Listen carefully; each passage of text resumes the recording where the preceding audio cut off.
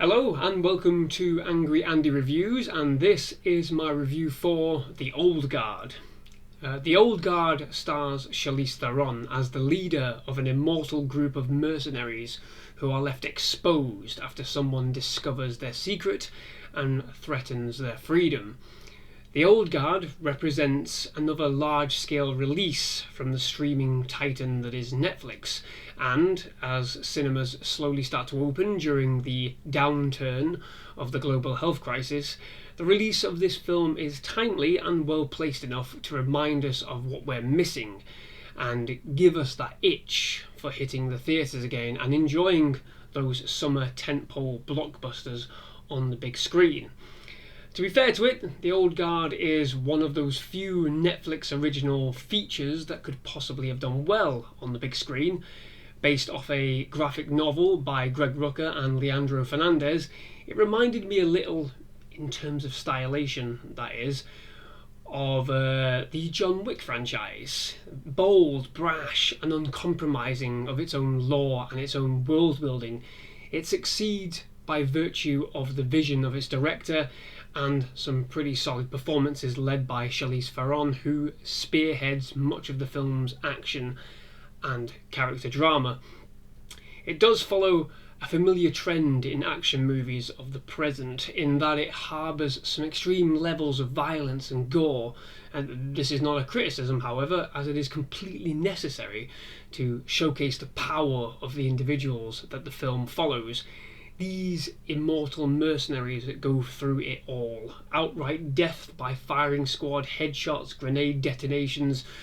And what's interesting is that it clearly pains them. And as the film explores, it is riddled with its own risks. Time is their real enemy, though, the enemy of these mercenaries, and through the course of the film they each experience or relive moments that make them realise what they could lose in the present and what they have already lost in the past. A great monologue from Marwan Kenzari, who plays Joe, for me is the central point of this film. It encompasses everything about these characters, their love for each other and their desire to ultimately be together when the end finally comes, even after all the misery and pain they have endured over the centuries. The film itself is really well shot, and the cinematography is no better than when the bullets start flying and the axes start swinging. Again, a staple in modern action movies, the camera work tracks tightly to the action and spares no expense in showcasing both the prowess of its actors performing these sequences or the level of gore on display. Again, much like the John Wick series, the amount of headshots that random goons are on the receiving end of is absolutely ridiculous, but it's these action beats that really do sell the film. This is possibly the best part of the film beyond that monologue that I mentioned, and to be fair, the film is probably worthwhile watching just for that monologue alone. The set piece action moments are where the magic truly lies, like I said, showcasing all the abilities of the characters and reinforcing everything we learn throughout the film about their history and their connections to each other. Many moments seem almost balletic, especially in the fight scenes, such as the connection and team ethic that they showcase, but it is done in such a way as to not come across too over choreographed and remains grounded despite the immortality of them. These characters do take hits, some of them quite horrific hits as well, hits that would spell the end for them if they were mere mortals, but the film uses that and their resurrection capabilities to take the action beats that one step further into unexpected avenues. Where the film stumbles and ultimately falls down, though, is with the sluggish plot.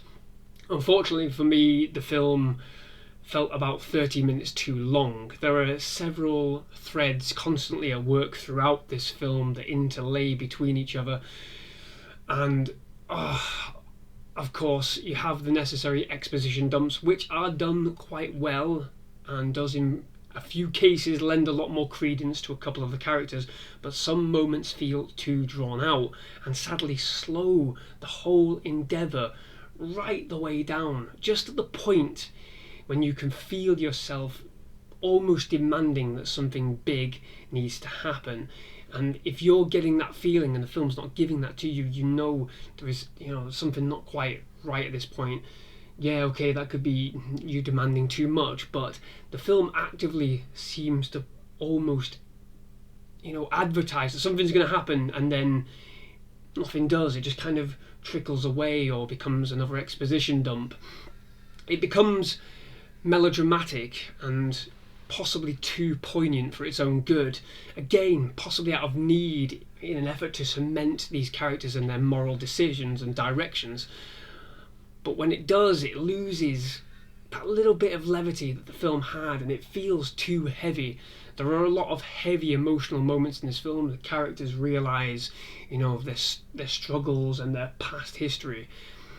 But the villain is a typically forgettable Bondian villain who harbours plans to use their abilities for financial gain under the guise of saving the world.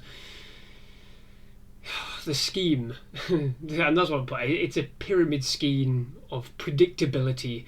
The whole thing he goes through, his whole angle is as predictable as his inevitable outcome. There's nothing, surprising or, world-shattering in this villain. It's literally a paint-by-numbers villain, and that's the thing.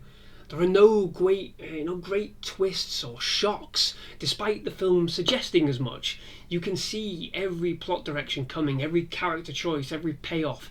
It all follows a formulated journey, even up to the pre-credit stinger, which is entirely unsurprising and obvious given how much was made of this particular section and part of the film. Still, I will admit the groundwork has been done for this film, for these characters. There is the potential to go further with these characters now that they've done the necessary hard work, and unlike a lot of Netflix films, it does kind of, work. It really does kind of work, and it is enjoyable in parts. It's quite clear that Netflix will look to greenlight the sequel, given that pre-credits stinger, and possibly given that the entire main cast has reportedly already signed contracts for it. So who knows? There are several other novels in the series, I do believe. I think there's 4 maybe. I'm not entirely sure in that regard. But in truth, this is a fun film, and the potential is there for a stronger follow-up. It just needs to trim some of the fat and focus on what works, which is by far the characters and the action.